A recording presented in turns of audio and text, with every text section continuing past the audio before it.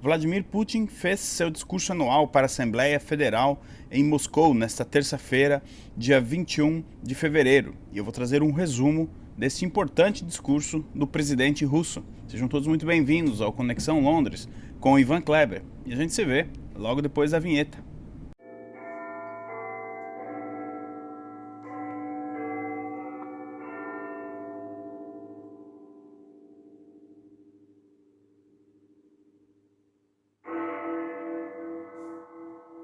Rússia. Nesta terça-feira, dia 21 de fevereiro de 2023, Vladimir Putin fez o seu discurso anual para a Assembleia Federal, um discurso que foi aguardado, aí tinha contagem regressiva, inclusive decorações pela cidade de Moscou.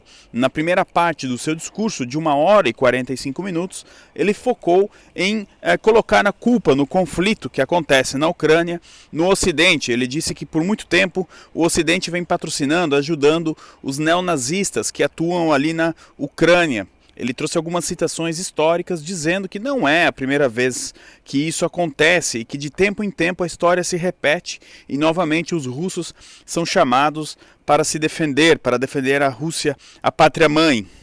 Ele também destacou a deterioração do Ocidente e ele lembrou que a Igreja Anglicana da Inglaterra quer trocar aí, colocar Deus com um pronome neutro. E ele também disse que em algumas partes até parece que a pedofilia, abre aspas aí para Putin, é permitida e normalizada.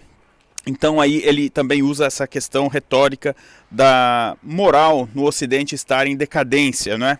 Ele também acusou países do Ocidente de terem colocado laboratórios químicos, biológicos ali nas fronteiras entre a Rússia e a Ucrânia, do lado ucraniano.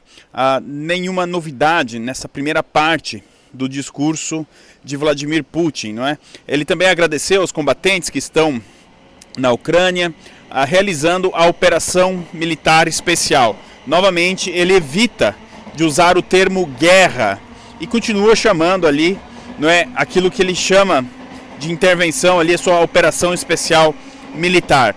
Na segunda parte do seu discurso, ele focou em trazer aí algumas medidas para impulsionar a economia da Rússia e também o setor bélico.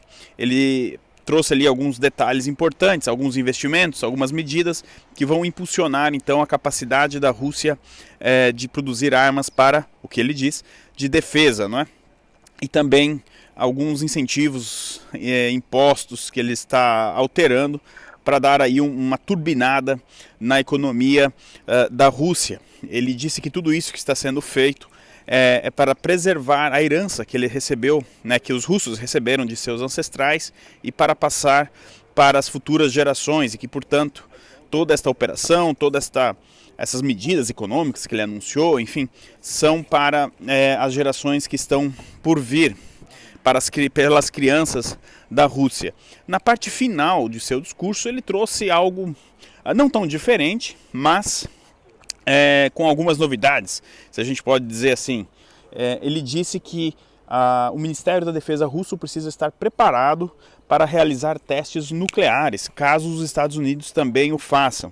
Ele disse que quer entender quais são as reais intenções da França e do Reino Unido, devido às suas movimentações no setor nuclear, não é?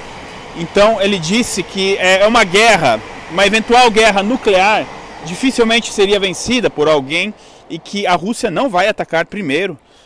Quando eu falo atacar primeiro é usar armas nucleares, mas que a Rússia está pronta para se defender caso isso aconteça. Então ele também destacou que a Rússia está dando um passo para trás no Tratado de Controle de Armas Estratégicas, que seria aí um controle de armas nucleares. Ele disse que a OTAN está querendo inspecionar os depósitos, as instalações onde a Rússia mantém as suas armas nucleares. Obviamente ele disse que isso é inaceitável, mas que ele está disposto a voltar ao tratado caso as verdadeiras intenções dos outros países sejam declaradas. Então, por 1h e 45 minutos, Vladimir Putin não trouxe nenhuma grande novidade nesse discurso que ele faz ali anual para os membros da Assembleia Federal. Agora, aqui eu gostaria de fazer apenas um destaque e deixar bem claro que estou colocando a minha opinião, realmente não seria ali que o Putin faria um grande anúncio.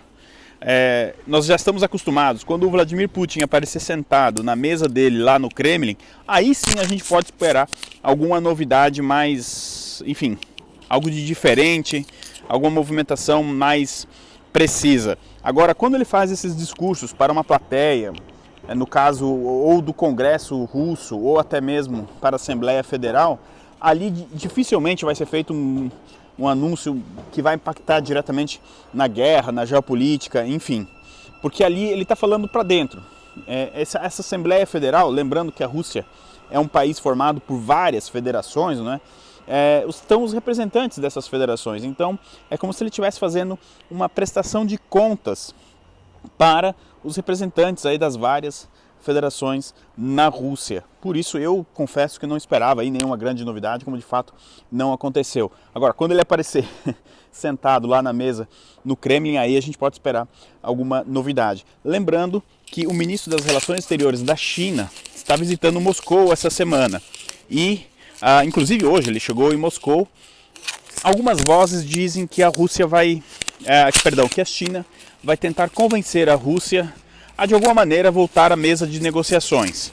Outras dizem que não, que vai ser o contrário, que nós teremos aí a escalada do conflito e que a China vai estimular a Rússia, né, inclusive ajudando com armas.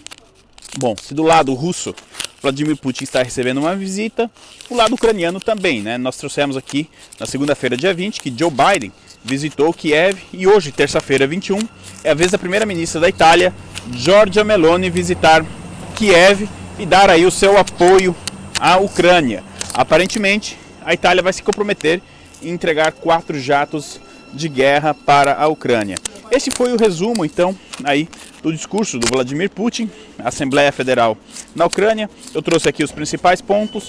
Muito obrigado pelo carinho da audiência. Se você achou esse material e esse conteúdo importante, por favor, deixa um like e compartilha para que mais pessoas possam receber. Tá certo? Este foi o Conexão Londres desta terça-feira, dia 21 de fevereiro. Muito obrigado pela audiência.